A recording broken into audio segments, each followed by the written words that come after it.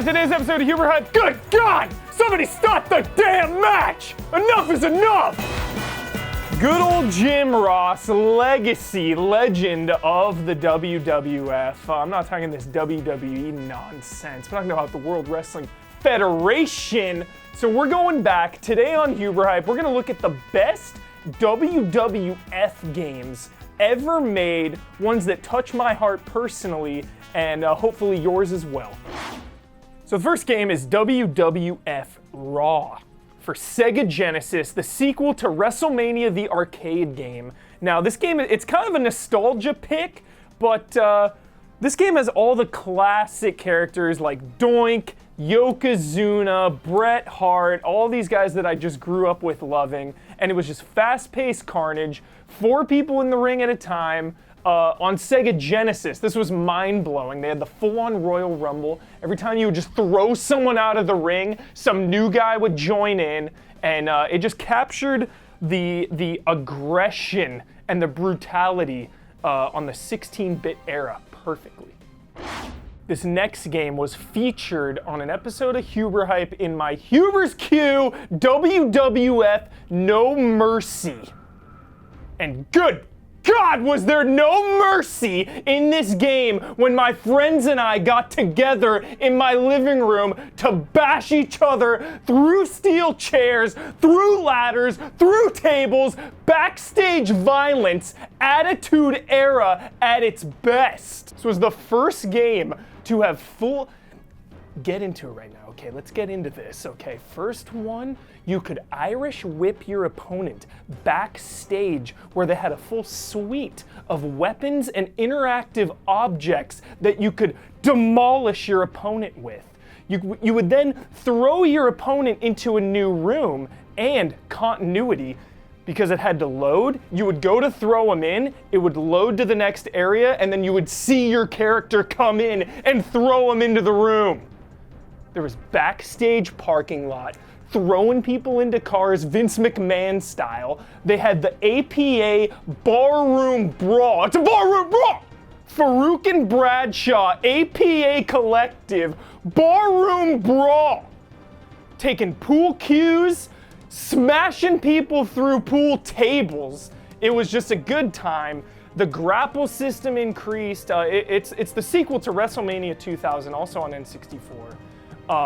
But best of all, and one of the reasons it was on Huber's Q is my personal favorite touch, the ability to co-op the Dudley Death Drop, otherwise known as the 3D best move in wrestling history. Fast and loose on today's Huber Hype. We're already at the end, the finale, the #1 wrestling game. Smackdown. Here comes the pain. The pinnacle of this franchise, everything past this was downhill. Now the entire Smackdown franchise is just glorious, okay? This has the most intense, fast-paced wrestling action out of all of these games. And in recent years, they've been trying to bring it back into more technical, slower, the WWE 2K series. They're focusing on momentum and wrestling and grappling, and I say no! No! Wrestling was at its peak and at its prime in the Stone Cold Steve Austin brawling days. The Texas Rattlesnake opening up a can of whoop ass on anyone that came into his ring. Even The Rock, Dwayne "The Rock" Johnson, in bed with Vince McMahon, getting some of that backdoor shady deal money funds. So to say this game has a lot is just an understatement. There's over 50 wrestlers. They're the first one to have legends, Jimmy Snuka, Roddy Piper, and it also featured the Elimination Chamber match, which other than the TLC match is one of my all-time favorites, especially from a video game standpoint, where you just have these 6 players, you plugged in that PlayStation 2 multi-tap with 6 DualShock controllers, a living room full of buddies, chips and salsa on the floor, may the best person win. And the Creator Wrestler, just unbelievable amount of customization. We're talking RPG status for a wrestling game. Every single move you could customize. You could customize your entrance. All of these things in detail. It would take hours, days. I spent days creating characters in this game. People would try to create characters that weren't in the game. There were all these fantasy characters, you know, people making Goku, people making Batman. It was just a place of full creativity, and the season mode was a true WWF tale, just rising through the ranks, going after the belt. So even though the Attitude Era was technically over by the time this game came out, it was still a love letter and a tribute to that glorious time, that era of street fights and brawls. Going online, just getting into a street fight with someone. There aren't any grapples, just punch after punch, blow after blow to the head, picking up weapons. No technicality whatsoever. If you want that, why don't you go down to some UFC ring and start practicing your little grapples, your little wrestling maneuvers, you know, pushing someone's head into the chain link fence. I want to see a good old-fashioned barroom brawl. So wrestling is an easy thing to judge, you know. You look at it, you see some guys in spandex pretending to hit each other. But the greatest quote I ever took away from wrestling was that it's not fake, it's staged. These guys are performers, they're entertainers, and they're telling a story. There's lore, there's context, there's heroes, there's villains, there's underdogs, and you find someone to relate to and you root for them thick and thin. And if that character ends up betraying your trust, you feel that in your life. You feel like a friend has betrayed you. When Stone Cold sold his soul to Vince McMahon, I was hurt on a personal level. When Kane took his mask off and became Corporate Kane, I was sickened.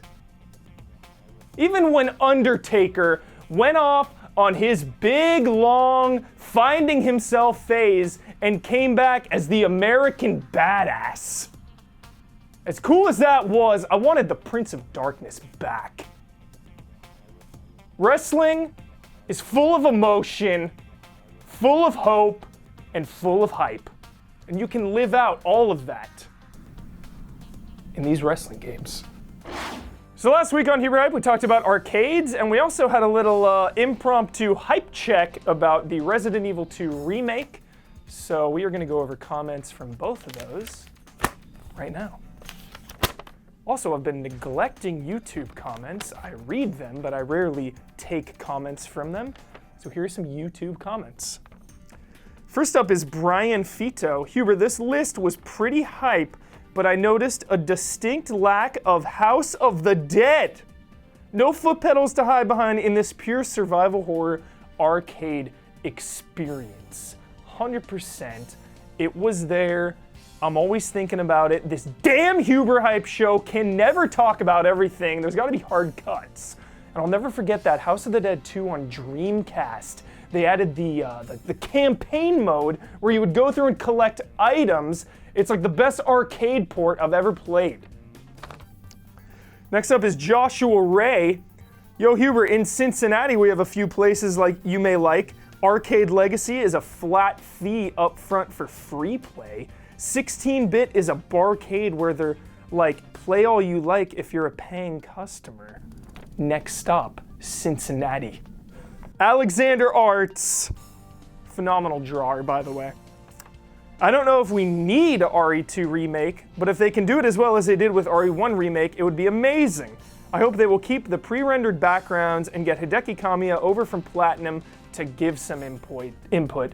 This is 100%, I could not agree more. All I ask, pre-rendered backgrounds, fixed cameras, and maybe just a phone call to Mikami and Kamiya. That's it, just get them on the phone, one day, one time. Next up, last comment, Siletic. I'm not gonna read this whole comment because it's huge, but it has personally affected me this week. The gist is, Huber, you're really losing me with your horrible impression of RE6. Trust me. It's massively ambitious, and it's depressing to listen to you slander a fantastic, truly innovative game because you don't understand all that it offers. Tell you what, I beat this game full co-op with Brad Ellis. I don't need the tutorial thread, but thank you for posting that. I played on professional with Brad Ellis co-op, not single player, the way the game is intended to be played.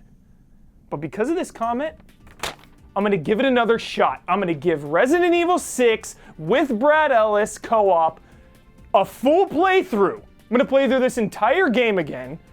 Different mindset. I was open-minded to begin with, but we'll go in open-minded again, and I will report back with my thoughts. Coming up this week on GameTrailers.com, this isn't the first time it's been brought up, but come hell or high water, Ben Moore's Heaven's Ward review will be up. He has vowed to make it happen. Last time I checked, he was level 57 out of 60. So it's coming, be ready, it's hyped. And also, unfortunately, I did not have a chance to go play Time Crisis 5, but soon, and we will discuss it in detail. So that's it for the show. I'm at Michael P. Huber. If you love WWF, the glory days, the Attitude Era, Smackdown, any of these games, No Mercy, Dudley Death Drop. If you're an Edge and Christian or a Hardy Boys fan, above the Dudleys, do not comment. We don't want you here. Get the tables. We will see you next week. Thanks for watching.